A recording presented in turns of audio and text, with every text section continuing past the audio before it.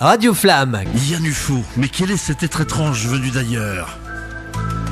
Mon Dieu, mais oui, c'est un UFO, oui un UFO, une Unidentified Flying Object, un OVNI dont il s'agit ici. Alors ceci dit, si tous les extraterrestres en UFO pouvaient être aussi extra que ce terrestre, le monde s'en porterait mieux. Joyeux troubadour, hybride, mi-humain, mi-alien qui a la tête dans les étoiles pour le côté alien et les pieds dans l'eau pour le côté surf. Notre joyeux Space Cowboy passe alternativement des astronautes, un de ses titres, et des notes aux astres. Yann Ufo est dans les studios. Qui est Yann Ufo? Qui est-il? D'où vient-il? Et comment il commence la musique? Alors tout petit déjà, tout grand, en autodidacte? J'ai commencé à l'école musicale, que j'ai arrêté à cause du sport, et ensuite j'ai arrêté les études pour me remettre à la musique, mais plutôt dans la rue, dans les jams. T'as fait beaucoup de jams, alors c'est des sessions, c'est des jams qui se retrouvent, qui improvisent? Exactement, ouais. Et, pas mal dans la rue ou dans les bars un peu partout en Europe, avec différents musiciens. J'ai vu sur tes vidéos que t'avais pas mal bourlingué, mais donc dans toute l'Europe, quoi. En Chine ou aux Canaries. Autodidacte en musique, non? Non, j'ai quand même une formation musicale. Donc solfège? Que j'ai interrompu assez tôt. Alors, j'ai écouté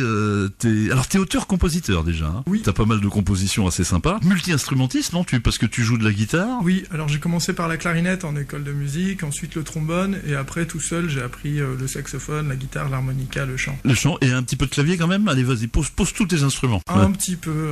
Plein de titres disparates, Shrug, qui est assez sympa. Moi j'aime beaucoup l'histoire sans fin, avec juste un morceau de la tête sur la vidéo. C'était un dessin, c'était prévu? Non, pas du tout. À la base c'était un message que je voulais écrire à une copine, je me suis dit autant le mettre en musique, et puis c'est resté comme ça. Alors, il y avait Jimmy aussi, Riverside. Alors ça c'est quand tu t'accompagnes à l'harmonica. Oui. Ça c'est très très cool ça, parce qu'effectivement tu joues une certaine mélodie et puis deux mélodies différentes, quoi. Ouais, c'est un peu l'avantage de l'harmonica, ça permet de faire des petits rappels. L'harmonica pareil, autodidacte aussi, ouais. Oui. Moi j'ai appris en conduisant sur les routes.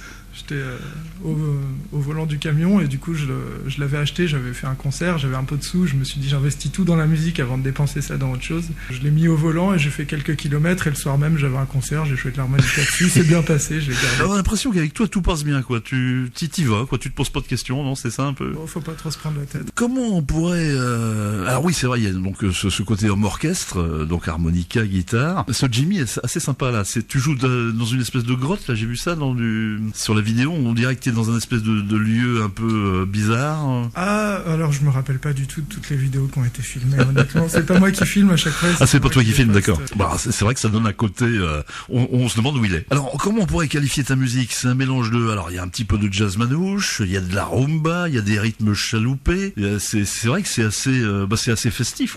Oui, j'essaie de découvrir un peu touche à tout, et je suis assez curieux, du coup, j'ai pas du tout envie de me cantonner à un style de musique. Tu vas dans toutes les directions, quoi. Ouais. Dans la musique de Yann, on peut entendre du Bob Dylan, un petit peu du Asaf Avidan au niveau de la voix. On te le dit souvent, oui. Ouais. Le tout saupoudré. Alors il y a un petit peu de jazz manouche.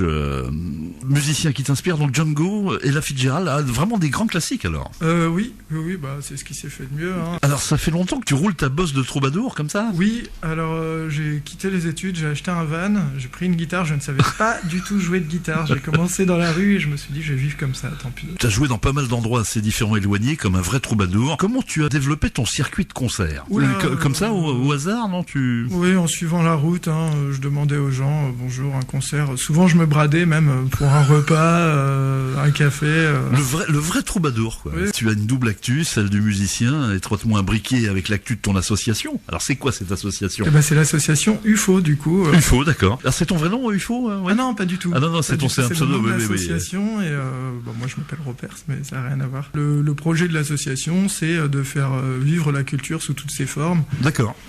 Au niveau local. Donc réussir à faire des événements qui vont rapporter suffisamment de revenus pour donner des cours aux jeunes, faire des activités extrascolaires, des choses comme ça sur le terrain. Ton côté un peu philanthrope, on va dire, oui c'est ça, de faire plaisir aux gens, quoi. Non, mais je pense que c'est une nécessité. C'est une nécessité, oui. Dans l'éducatif, le corps et la musique, c'est des choses qui sont un petit peu oubliées, et c'est aux associations de faire le relais dessus dans l'instruction musicale. Il y a une actu là prochainement, là, parce que j'ai vu, tu as une superbe affiche là, qui attire l'œil d'ailleurs, avec beaucoup de jaune.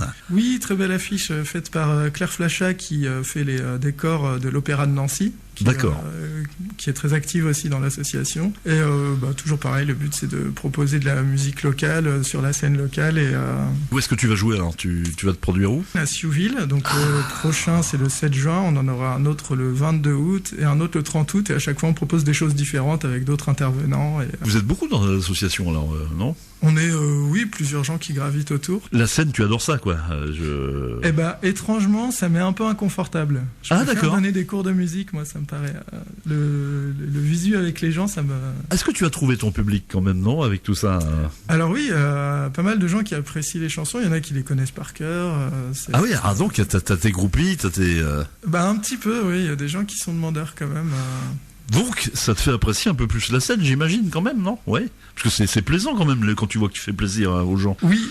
Mais une autre. Ouais. J'ai l'impression que ça s'impose un peu aux gens et je trouve ça difficile, quoi, de demander de l'attention à un moment donné. Ouais, c'est moi qui veux là, regardez. Oui.